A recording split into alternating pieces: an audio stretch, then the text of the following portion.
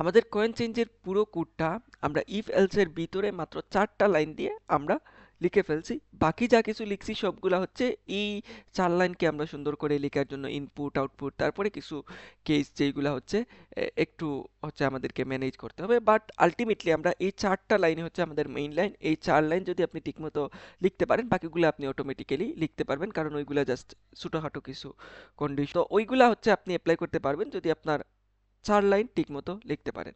আসসালামু আলাইকুম। আজকের এই ভিডিওতে আমরা যেই অ্যালগরিদমটা নিয়ে কথা বলবো সেটা হচ্ছে কয়েন চেঞ্জ অ্যালগরিদম। এই প্রবলেমে আমাদেরকে কি চায়? এই প্রবলেমে আমাদেরকে কিছু কয়েন দিয়ে দিবে। এই ক্ষেত্রে আমাদেরকে 4টা কয়েন দিয়ে দিছে। আপনাকে ডিফারেন্ট কোনো একটা নাম্বার অফ কয়েন্স দিয়ে দিবে। তারপরে ওই কয়েন্সগুলোর ভ্যালু দিয়ে দিবে। যেমন আমার প্রথম কয়েন্সের ভ্যালু হচ্ছে 6 টাকা, তারপরের কয়েনের ভ্যালু হচ্ছে 5 টাকা, তারপরে হচ্ছে 2 টাকা, 1 টাকা এইভাবে। এবং এইগুলা আমি ইনফাইনাইট টাইম ইউজ করতে পারবো। আমার কোনো লিমিটেশন নাই কয়বার ইউজ করব। বাট আমাকে 5 টাকা বানাইতে হবে। সো আমি 5 টাকা কিভাবে বানাইতে পারি? আমার প্রথম অপশন হইতে পারে 5 টাকার জন্য একটা একটা করে 5টা 1 টাকার কয়েন নিয়ে নিলাম। তারপরের অপশন কি? আমি 3টা 1 টাকার কয়েন, একটা 2 টাকার কয়েন বানাইলাম। তারপরের অপশন কি? আমি একটা 1 টাকার কয়েন, দুইটা 2 টাকার কয়েন। তারপরের অপশনটা কি? তারপরের অপশন আমি হচ্ছে ডিরেক্টলি একটা 5 টাকার কয়েন বানাই দিব। এখন আমি এই যে 5 টাকা এই কয়েনগুলো দিয়ে মোট কয়ভাবে বানাইতে পারি?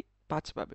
আমি এর থেকে বেশি কোনো ওয়েতে ডিফারেন্ট কোনো একটা ওয়েতে আমরা এই যে 5 টাকার কয়েন তৈরি করতে পারবো না।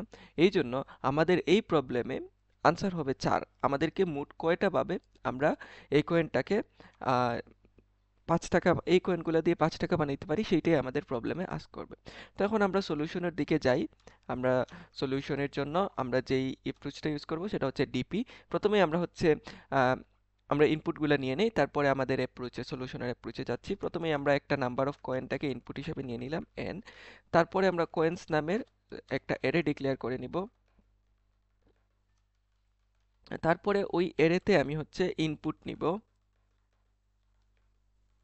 Less than n i plus plus. এই ইনপুটগুলো কিভাবে নিব? আমি ডিরেক্টলি সি ইন কয়েন্সের আই ডান। আমি হচ্ছে ইনপুটগুলো নেওয়া আমার হয়ে গেল, সবগুলা ইনপুট চলে আসবে। তারপরে আমরা কি করব? আমাদের অ্যামাউন্টটা নিব ইনপুট হিসাবে।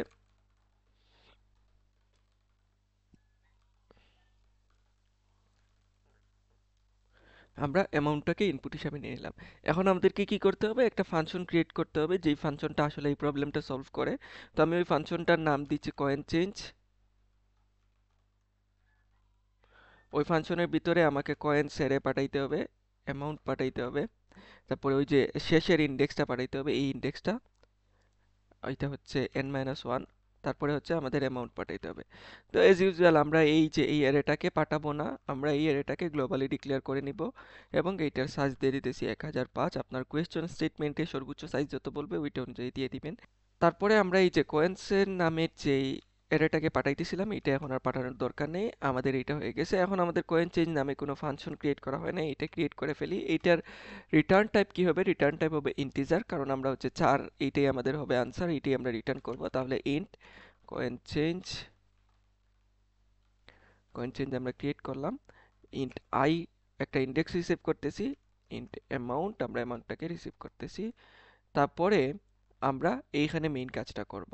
ওকে, আমাদের মেইন কাজ কি?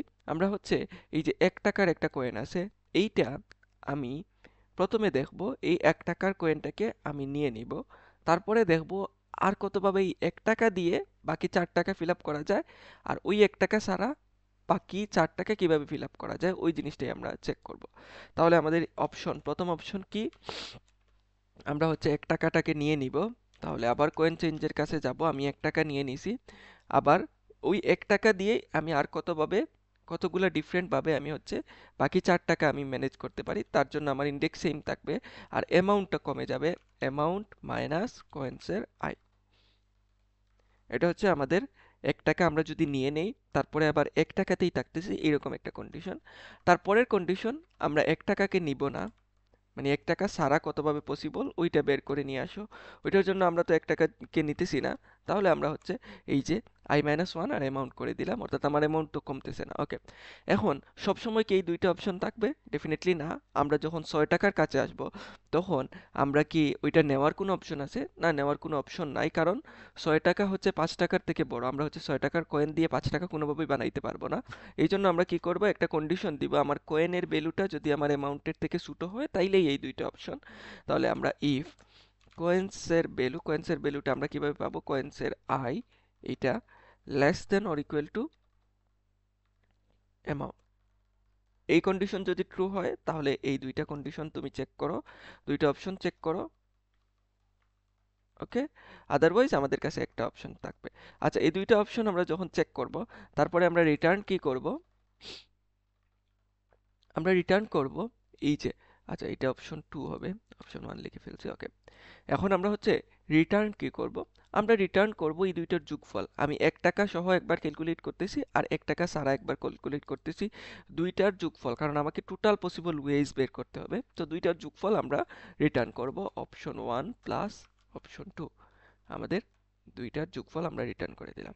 এলস আমাদের যদি কয়েনের ভ্যালুটা আমাদের অ্যামাউন্টের থেকে বড় হয়ে যায় তাহলে আমাদের কাছে অপশন একটাই, ওইটাকে আমরা নিতে পারবো না, আমরা ডিরেক্টলি এই অপশনটাকেই রিটার্ন করে দিব, return option 2।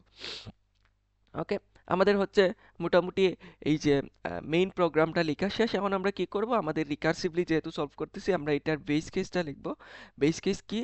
If amount is equal to 0, amount যদি 0 হয়ে যায় তার মানে কি, আমি আমার 5 টাকা ফিল আপ করে ফেলছি, তাহলে রিটার্ন 1, অর্থাৎ আমি একটা ওয়ে পাইছি, রিটার্ন 1। এই কন্ডিশন দ্বারা বুঝাইতেছে আমার অ্যামাউন্ট যখন 0, অর্থাৎ আমি হচ্ছে 1 টাকার কয়েন নিতেছি, এমনভাবে নিলাম আমার হচ্ছে অ্যামাউন্ট আর রিমেইনিং অ্যামাউন্ট 0 হয়ে গেল। রিমেইনিং অ্যামাউন্ট 0 হওয়ার মানে কি? রিমেইনিং অ্যামাউন্ট 0 হওয়ার মানে হচ্ছে আমি 5 টাকা ফিল আপ করে ফেলছি, তাহলে আমি রিটার্ন 1 করব, কারণ আলটিমেটলি আমি কয়টা পসিবল ওয়েতে 5 টাকা বানাইতে পারবো ওইটাই দেখতেছি। যেহেতু একটা পসিবল ওয়ে আমরা পেয়ে গেছি তাই আমরা 1 রিটার্ন করতেছি। আবার ইফ আই লেস দেন 0, মানে আমার অ্যামাউন্টটা হচ্ছে এই যে ইন্ডেক্সের বাইরে চলে গেছে, অথবা অ্যামাউন্ট লেস দেন 0, রিটার্ন 0। অর্থাৎ আমার অ্যামাউন্ট হচ্ছে, ধরে নিন আমি হচ্ছে 6 টাকার কয়েন নিতেছি, তখন 6 টাকার কয়েন নিলে তো আমার অ্যামাউন্ট হয়ে যাবে -1 টাকা। ওইটা যদি হয়ে যায় তাহলে আমরা রিটার্ন 0 করে দিচ্ছি। আমার এইভাবে বানানো পসিবল না, ওইটাই বলতেছি। ওকে, তো এই দুইটা কন্ডিশনের পরে আমাকে মোটামুটি এই প্রোগ্রামটা কাজ করার কথা, আমরা একটু রান করে দেখি, বাট নট সবচেয়ে অপটিমাইজড ওয়ান।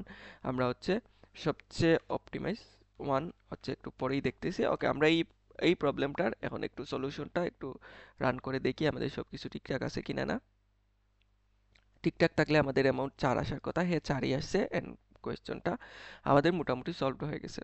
এই যে কোডটা লিখলাম এটা হচ্ছে 4 ইনপুটের জন্য খুব সুন্দরভাবে কাজ করবে, বাট যখন আমাদের ইনপুটের সংখ্যা খুব বেশি হয়ে যাবে তখন এটা ঠিকভাবে কাজ করবে না। ঠিকভাবে কাজ করানোর জন্য আমাদেরকে ডাইনামিক প্রোগ্রামে ইংয়ের মেমোরাইজেশন কনসেপ্টটা ইউজ করতে হবে। অর্থাৎ আমি প্রতিবার ধরেন 1-এর জন্য একবার বাকিটুকু ক্যালকুলেট করতেছি, 2-এর জন্য আবার করতেছি, 3-এর জন্য করতেছি। তো আমরা প্রতিবার হচ্ছে মানে একটা মেমোরিতে সেভ করে রাখবো আমরা কোনটা কোনটা ক্যালকুলেট করে ফেলছি। যদি ক্যালকুলেশন করা থাকে তাহলে ওইটা আর ক্যালকুলেট করার জন্য দরকার নেই। তাহলে আমরা ইন্ট ডিপি 1005 সাইজের আমরা 2D একটা অ্যারে নিয়ে নিলাম। এখন আমরা কি করব, ওই অ্যারের সবগুলা ভ্যালুকে আমরা 0 করে দিব। মেমসেট ডিপি -1, সরি -1 করে দিতেছি, সাইজ অফ ডিপি। আমরা ডিপি এর সবগুলা ভ্যালু এর মান -1 সেট করে দিলাম। এখন আমরা প্রতিবার এসে এই যে রিটার্ন করার আগে আমরা ডিপি অফ আই আর অ্যামাউন্টে আমরা এটা সেভ করে রাখবো, তারপরে আমরা রিটার্ন করব। এটা হচ্ছে আমাদের প্রথম ইয়ের কাজ। দ্বিতীয় যেই কন্ডিশন আছে ওইখানে আমরা দিয়ে দিতেছি, রিটার্ন করার আগে আমরা এটা করে দিতেছি।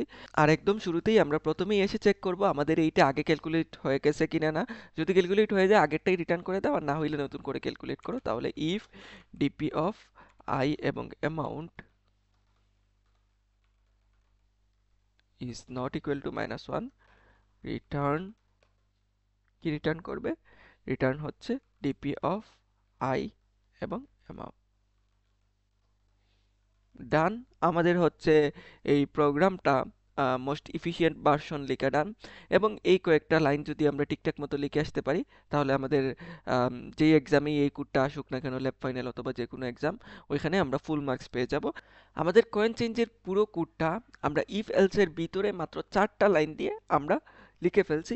বাকি যা কিছু লিখছি সবগুলা হচ্ছে এই 4 লাইনকে আমরা সুন্দর করে লেখার জন্য ইনপুট, আউটপুট, তারপরে কিছু কেস যেইগুলা হচ্ছে একটু হচ্ছে আমাদেরকে ম্যানেজ করতে হবে। বাট আলটিমেটলি আমরা এই 4টা লাইন হচ্ছে আমাদের মেইন লাইন। এই 4 লাইন যদি আপনি ঠিকমতো লিখতে পারেন, বাকিগুলো আপনি অটোমেটিক্যালি লিখতে পারবেন, কারণ ওইগুলা জাস্ট ছোটখাটো কিছু কন্ডিশন এবং ছোটখাটো কিছু ট্রিক্স।